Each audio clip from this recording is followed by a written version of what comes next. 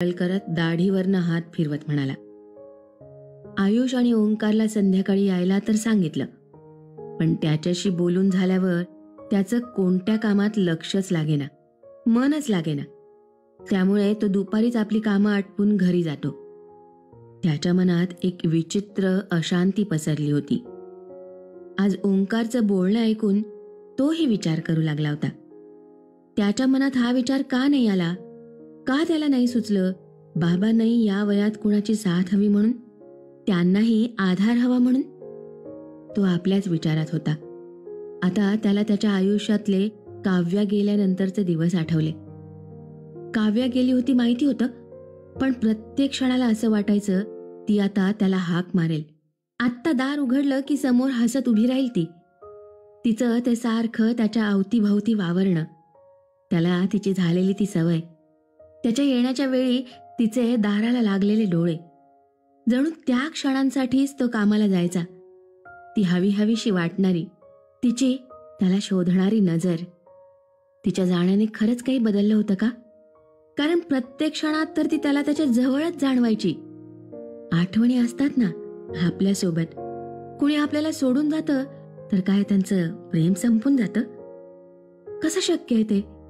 माझ्या मनात काव्यासाठी जे प्रेम आहे ते तर नेहमी राहणारच आहे ना. पण ते प्रेम पुरेसं आहे का समोरच्या आयुष्याला सामोरं जाण्याकरता? घरी गेल्यावरही आयुष विचारांमध्येच होता. आज शांत होता तो. नेहमीचा आयुष नव्हता.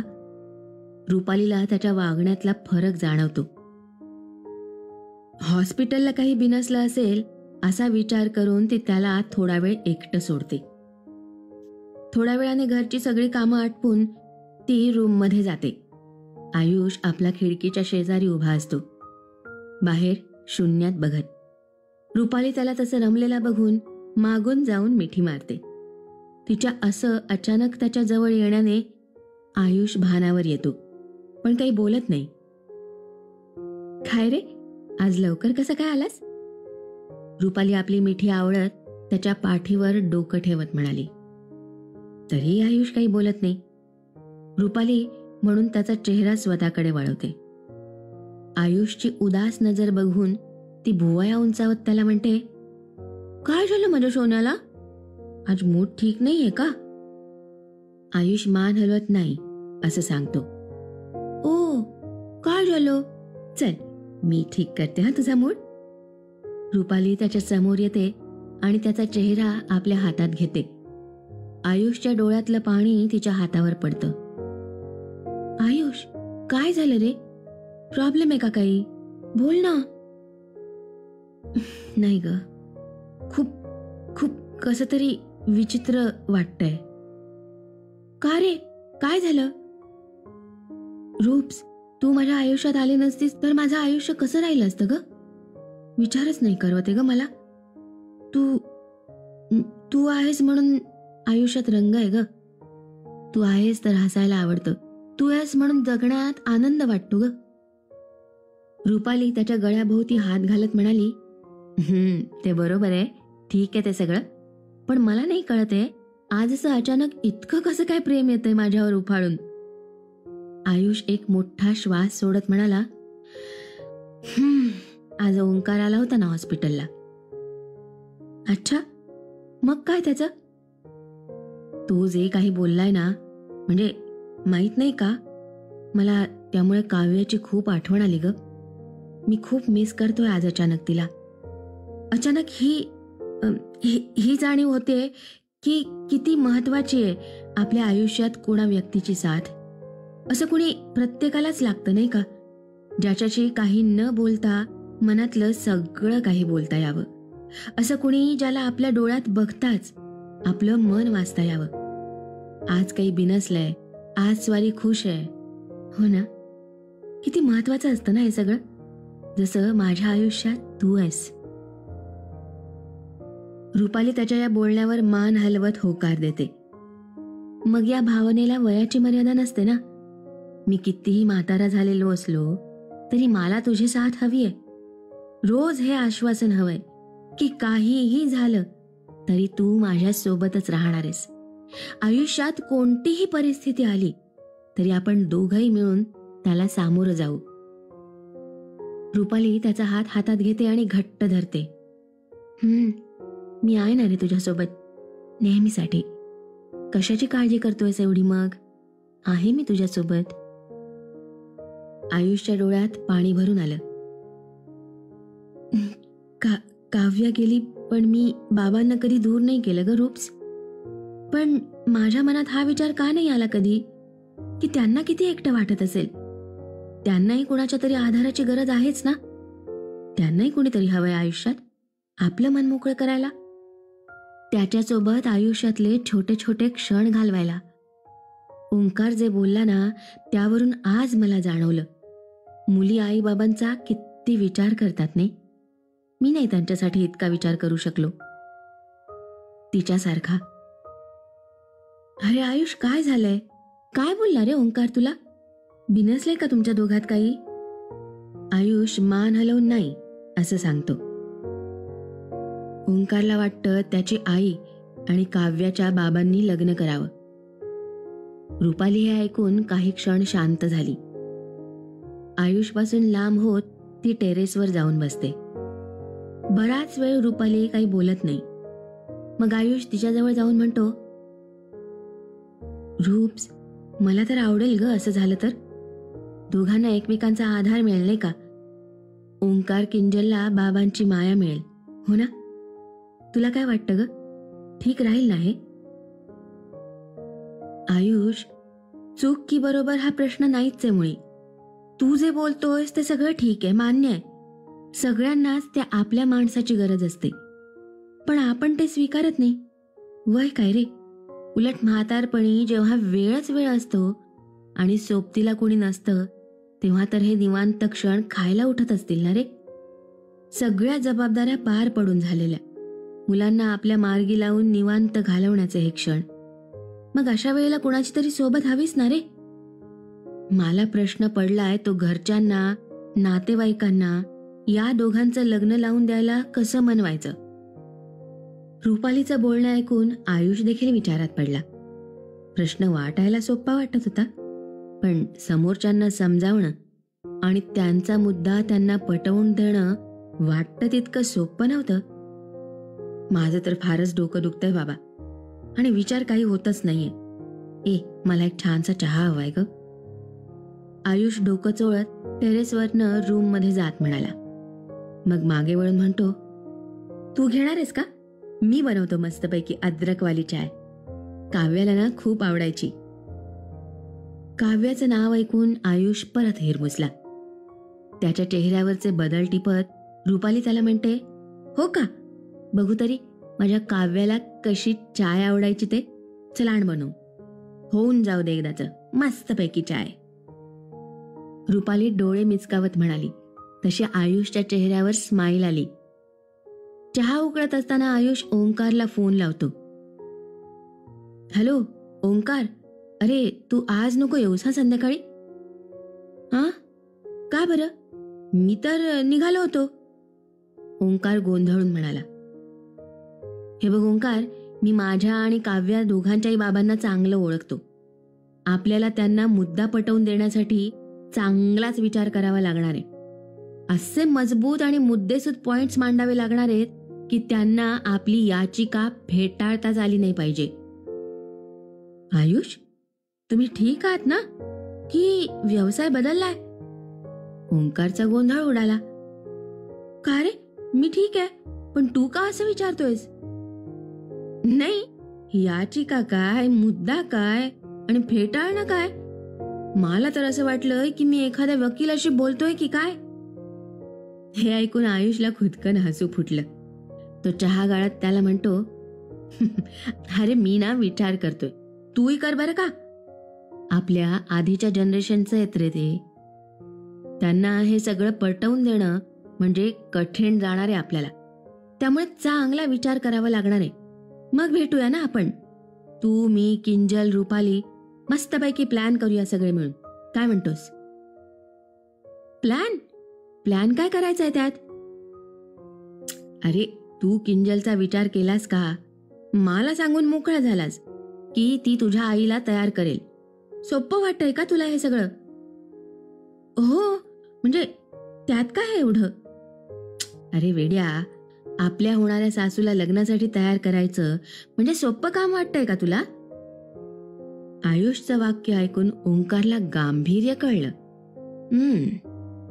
त्याच्या वाक्यात होणारी सासू हे शब्द त्याच्या कानात घुमू लागले आणि मान हलवत तोही आयुषला म्हणतो, बरोबर बोलताय तुम्ही, अगदी बरोबर. ओंकारला जेव्हा हा साक्षात्कार झाला की किंजलला आपल्या सासूला लग्नासाठी तयार करायचंय, त्याच्या कपाळावर घामच फुटला. आयुष फोन ठेवतो आणि रुपालीला चहाचा कप देत म्हणतो, बघा, आपल्याला हे सगळं नीट प्लॅन करावं लागणार आहे. त्यावर रुपाली मान हलवत होकार देते. दोघंही निवांत टेरेसवर चहा पीत मावळणारा सूर्य बघत बसले होते. आपण कितीतरी वर्षांनी असंच एकमेकांच्या शेजारी बसून चहा पीत असू, हो ना? असं रुपाली आयुषच्या घाऱ्या डोळ्यांमध्ये पडणारा सूर्यप्रकाश बघत म्हणते. आयुष तिच्या नजरेला नजर देत चहाचा एक घोट घेत नजरेनेच तिला हो म्हणतो. मावळणारा सूर्य बघत बसले होते. आपण कितीतरी वर्षांनी असंच एकमेकांच्या शेजारी बसून चहा पीत असू, हो ना? असं रुपाली आयुषच्या घाऱ्या डोळ्यांमध्ये पडणारा सूर्यप्रकाश बघत म्हणते. आयुष तिच्या नजरेला नजर देत चहाचा एक घोट घेत नजरेनेच तिला हो म्हणतो. 2-3 दिवस असेच विचार करण्यात निघून गेले. आयुष आणि रुपाली विचार करत होते, पण त्यांना काही सुचत नव्हतं. असेच दोघे बसले होते एकदा. आयुष, एक सांग. रुपालीला काही सुचलं जे तिला आयुषला समजावून सांगायचं होतं. बोल ना, काय? तू दुसरं लग्न करायला स्वतः तयार झालास का? आयुष डोळे मोठे करून तिच्याकडे बघत म्हणतो, रूप्स, हा काय प्रश्न झाला ग तुझा? तुला माहित नाही का मी दुसरं लग्न करायला का तयार झालो ते? घरातले सगळे ऐकवायचे मला. चिऊची काळजी घेण्यासाठी जरी घरात आजी, काकू, आत्या सगळे होते तरी आई ती आईच असते असं म्हणून सगळ्यांनी माझं म्हणणं फेटाळून लावलं होतं. शेवटी मीही विचार करून तयार झालो मग लग्नाला. म्हणजे तू कंटाळून तयार झाला होतास ना लग्नाला, काय? रुपालीचा प्रश्न ऐकून काय उत्तर द्यावं ते आयुषला कळतच नव्हतं. तिने उगाच अर्थाचा अनर्थ केला तर त्याचा सुरळीत चाललेला संसार बिघडायचा. नाही ग, तसं नाही, कंटाळून नाही, तसं नाही. रुपाली त्याला हात दाखवून थांबवते. हे वेड्या, तुम्हाला स्पष्टीकरण नको देऊस. मी इथे तुझी परीक्षा घ्यायला प्रश्न विचारते. घरच्यांना कसं तयार करायचं त्यासाठी विचारते तुला. म्हणजे मला काही वाईट नाही वाटणार तू असं म्हटलंस की हो, घरच्यांच्या मागे लागण्याला कंटाळून एकदाचं हो म्हणालास लग्न करायला माझ्याशी म्हणून. रुपाली त्याच्याकडे खट्याळ नजरेने बघत म्हणाली, पण आता माझा कंटाळा आला असेल तुला तर नक्कीच चिडेल, रागवेल आणि मग मला नाही माहिती मी काय करेल. नाही ग राणी, आता तसं कधी नाही होणार. आयुष तिच्या जवळ जातो तसं रुपाली त्याला म्हणते, अरे मग आपणही तेच करूयात ना. त्यांना रोज विचारायचं, त्यांचे विचार बदलतायत का ते बघायचं. शेवटी एक दिवस कंटाळून हो म्हणतीलच ना ते सुद्धा. काय म्हणतोस? रूप्स, ते मी नाही, माझे बाबा आहेत. तुला माहितीये ना, एकदा त्यांनी निर्णय दिला की दिला, आपल्याला दुसरा चान्स नसतो. एकदा त्यांना असं समजवायचं की निर्णय आपल्या बाजूनी आलाच पाहिजे. रुपाली मान हलवत असं म्हणते. मग काही विचार करत म्हणते, आपण ना त्यांनी तुला पटवलं ना तसंच त्यांना पटवूया, काय? म्हणजे कसं ग? आयुषला तिचं बोलणं काहीच समजलं नाही. अरे, तू तयार झालास ना लग्नासाठी, क्यू साठी, हो ना? हो, पण आता आनंदी आहेस की नाही? खुश आहेस ना आपल्या निर्णयावर? आयुष परत मान हलवून हो म्हणतो. अरे मग आपण त्यांचेच शब्द त्यांना परत ऐकवायचे आयुष. उलट मला तर हे आता खूप सोपं वाटू लागलंय. एक सांग. आता काय? काव्याच्या बाबांनी तुझ्या पुनर्विवाहाला समर्थन दिलं होतं का? हो ग, उलट त्यांनीच बाबांना ही कल्पना सुचवली होती. बोलता बोलता आयुषला रुपालीला काय म्हणायचंय ते लक्षात आलं. रुपालीच्या खांद्याला धरून तो डोकं अविश्वासानं हलवत म्हणतो, रूप्स, तू तू अगदी बरोबर बोलतेस. हो हो, हे सगळं आता सोपं होणार आहे. कसलं भारी आहे ग हे, मस्तच. आयुष आनंदाने भरून गेला होता. तो लगेच ओंकारला फोन लावून भेटायचं सांगतो. ओंकार आणि किंजल ठरल्याप्रमाणे त्या दोघांना भेटायला जातात.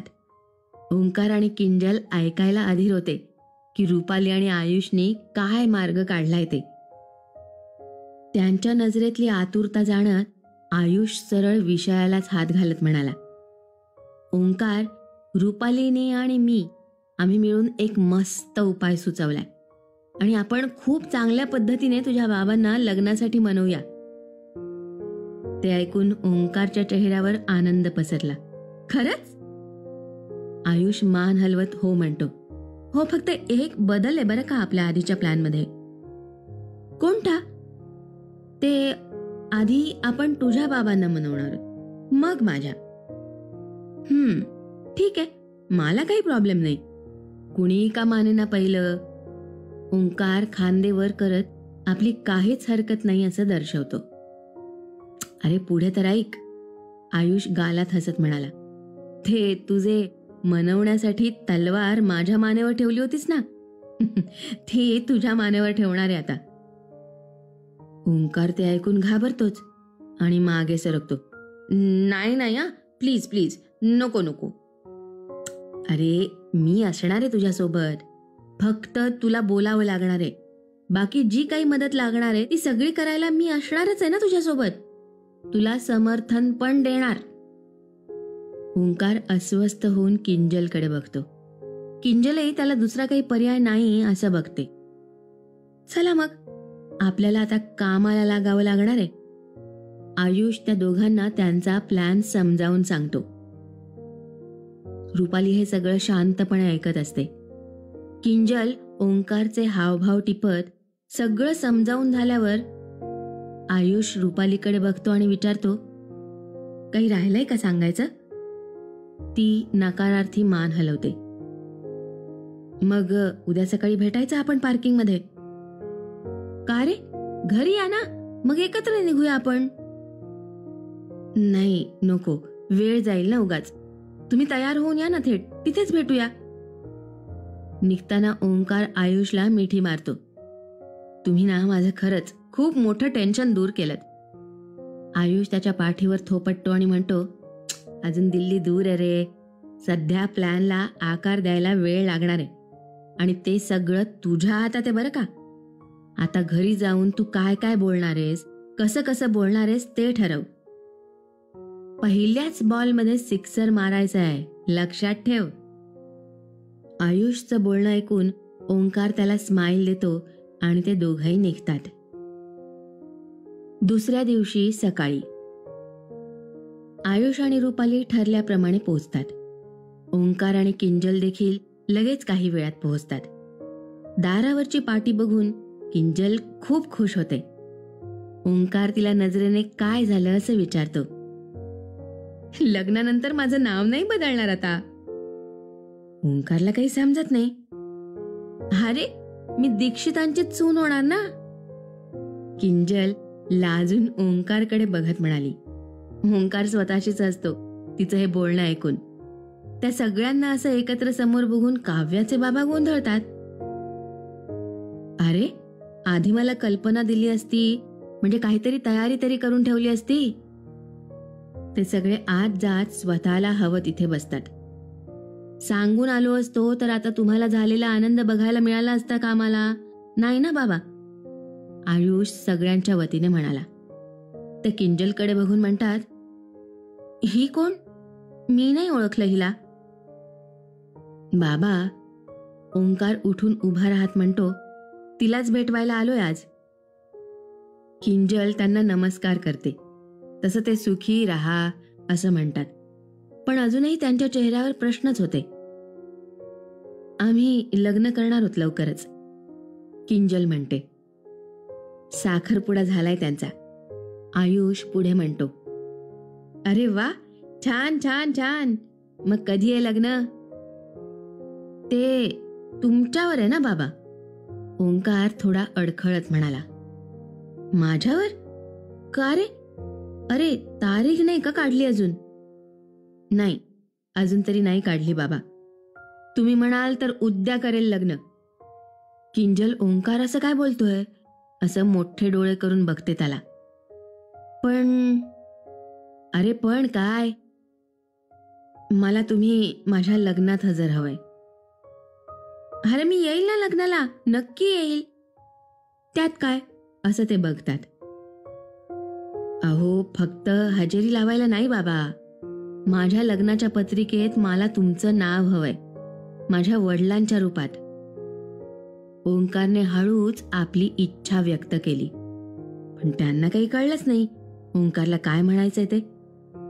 आयुष अशा वेळी त्याची साथ देत पुढे म्हणतो, बाबा ओंकारची अशी इच्छा आहे की तुम्ही त्याच्या आईशी लग्न करावं. काय? त्यांच्या पायाखालची जमीनच सरकली. आयुष हा काय बोलतोय? तुम्ही जरा तरी समजावा त्याला. हो बाबा, मी त्यासाठीच आलोय, समजावण्यासाठीच आलोय.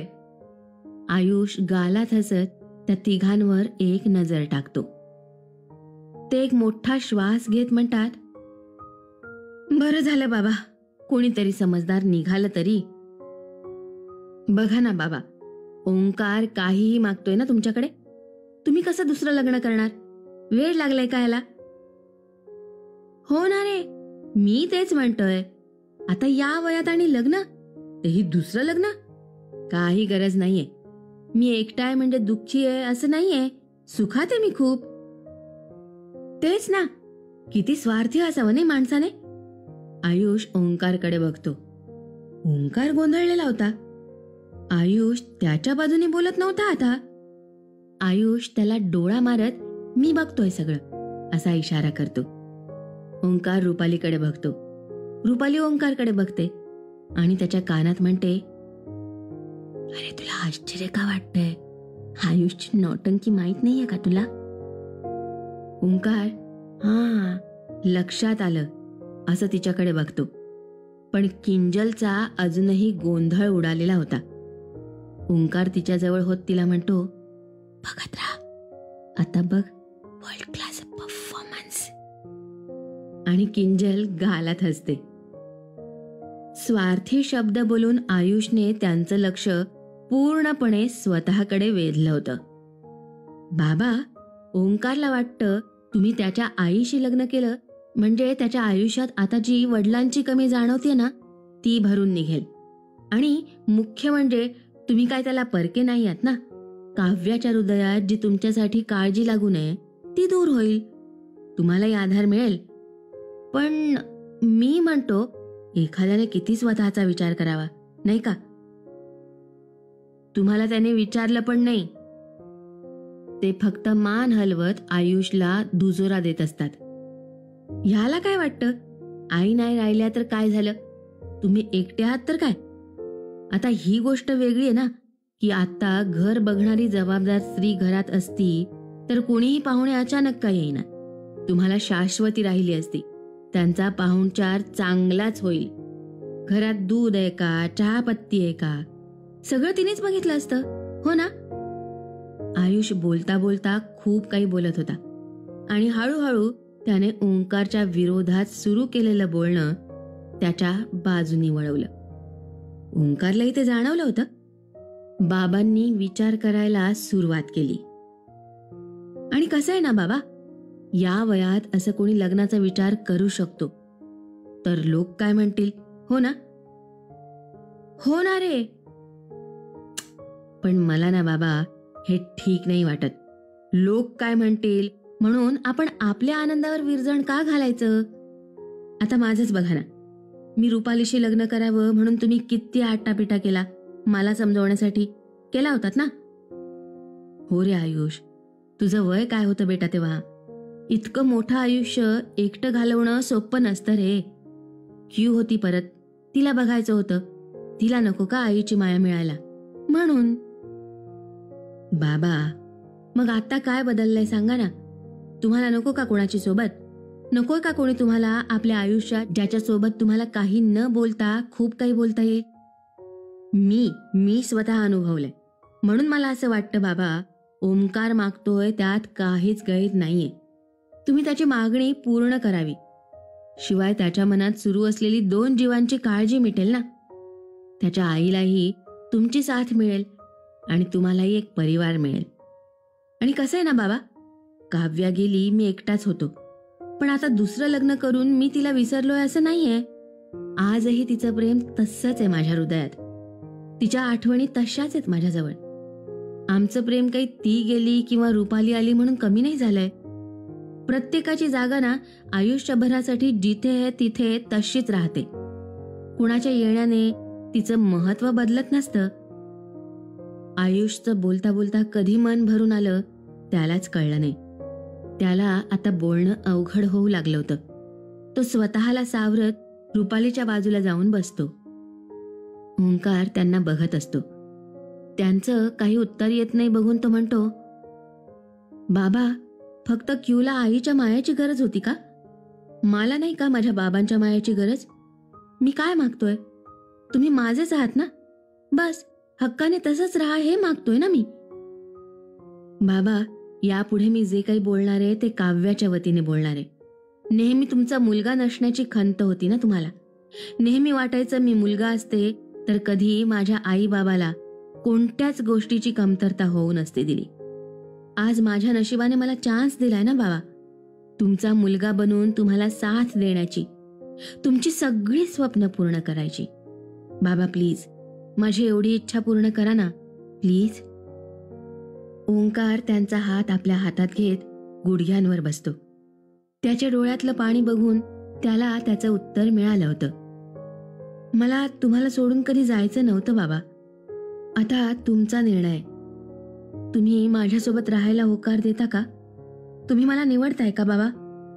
ओंकार बेटा, तुझे बोलतोयस ते सगळं ठीक आहे, पण मी लग्नाचा विचार नाही करू शकत बेटा. लोकांच्या भीतीने नाही.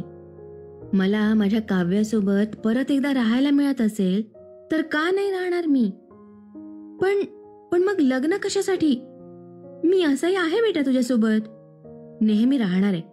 रोज भेटेल तुला. प्लीज नको मला लग्नाच्या बंधनात अडकवूस. ओंकार त्यांचं बोलणं ऐकून शांत झाला. त्यांना आता पुढे काय बोलावं त्याला सुचतच नव्हतं. तेव्हा किंजल समोर येते. बाबा, ओंकारने म्हणजे काव्याने अनुभवले तुम्हाला बाबांच्या रूपात, पण लग्न झाल्यावर मलाही अनुभवायचंय ना सासऱ्याचं प्रेम. माझं आणि ओंकारचं भांडण झाल्यावर तुम्ही सोडवायला नाही येणार का? मी ओंकारची तक्रार हक्काने कुणाकडे करायची? आम्हाला हक्काने कोणी सल्ला देणारं, ओरडणारं घरात नको का? तुमचा आशीर्वाद सदैव डोक्यावर हवाय बाबा. किंजलचं ते बोलणं ऐकून ते गहिवरून जातात.